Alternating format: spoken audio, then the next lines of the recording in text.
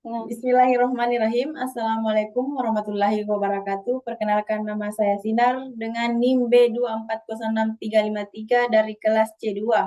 Di sini saya akan membahas materi tentang hak asasi manusia dalam bereproduksi dan asuhan terbaik yang layak diterima oleh perempuan dengan dosen pengampu Ibu Susianti SST MKEP.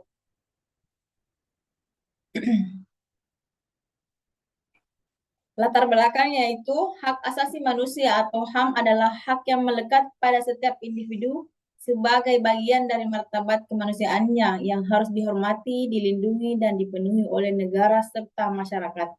Perempuan merupakan bagian penting dari setiap masyarakat yang memiliki hak untuk mendapatkan perlindungan, kesejahteraan, dan kesempatan yang setara dalam segala aspek kehidupan. Salah satu hak dasar perempuan adalah untuk menerima asuhan terbaik setiap fase kehidupan mereka, baik dalam aspek kesehatan, pendidikan, pekerjaan, maupun kehidupan sosial.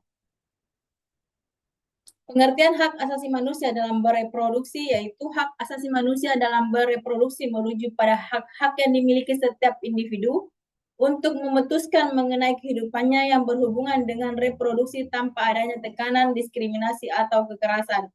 Hak asasi manusia dalam konteks reproduksi mencakup hak-hak yang melindungi kebebasan, martabat, dan kesejahteraan individu yang membuat keputusan tentang kesehatan reproduksi mereka sendiri.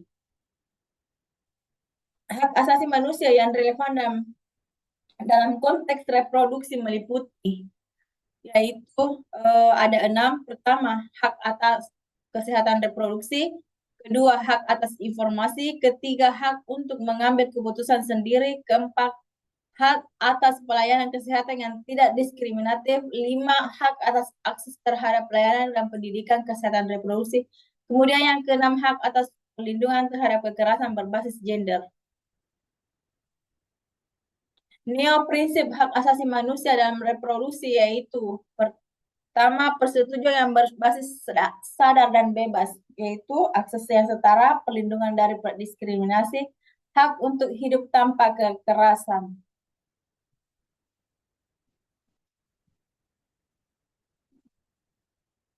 Kemudian prinsip hak asasi manusia dalam reproduksi yaitu pembatasan akses terhadap aborsi, praktik berbahaya, diskriminasi gender, dan kurangnya pendidikan seksual.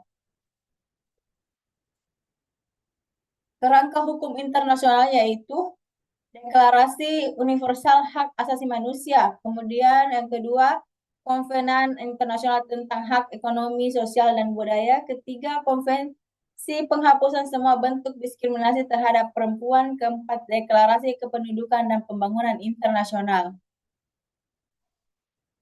Upaya untuk pemenuhan hak asasi manusia dalam bereproduksi yaitu penyuluhan dan pendidikan seksual. Kedua, penguatan kebijakan kesehatan reproduksi. Ketiga, perlindungan hukum terhadap hak reproduksi. Keempat, pemberdayaan perempuan. 5, menanggulangi kekerasan berbasis gender. Pengertian asuhan yang terbaik yang layak diterima oleh setiap perempuan yaitu asuhan terbaik bagi perempuan merujuk ke seluruh bentuk perawatan, perlindungan, dan layanan yang diberikan untuk kebutuhan fisik, psikologis, dan sosial perempuan. Asuhan terbaik yang layak diterima oleh setiap perempuan harus mencakup pendidikan yang holistik dan berorientasi pada individu yang memperhatikan kebutuhan kesehatan fisik, mental, emosional, dan sosial mereka. Beberapa prinsip dasar yang perlu diterapkan dalam pelayanan kesehatan reproduksi dan kebidanan yaitu ada 5. Pertama, kesetaraan dan non-diskriminasi. Kedua, menghormati hak reproduksi. 3, pemberdayaan perempuan. 4, pelayanan yang berfokus pada individu. Dan kelima, akses terhadap layanan yang aman dan berkualitas. Prinsip-prinsip asuhan terbaik untuk perempuan ada 4, yaitu prinsip kesetaraan dan non-diskriminasi. Kedua, hak atas kesehatan. Ketiga, prinsip otonomi dan keputusan mandiri. 5, keempat, perlindungan terhadap kekerasan. Tantangan yang dihadapi dalam pemenuhan asuhan terbaik untuk perempuan yaitu 1, ketimpangan terhadap akses layanan kesehatan. Kedua, kekerasan berbasis gender. Ketiga, diskriminasi gender dalam pendidikan dan pekerjaan. Empat, kesenjangan ekonomi. Lima, kurangnya kesadaran sosial dan budaya. Langkah-langkah untuk memenuhi asuhan terbaik untuk perempuan yaitu ada 5, peningkatan akses terhadap layanan kesehatan. Kedua, edukasi tentang kesehatan dan hak perempuan. Perlindungan terhadap perempuan. Keempat, penghapusan ketimpangan gender dalam pendidikan dan pekerjaan. 5, pemberdayaan ekonomi perempuan.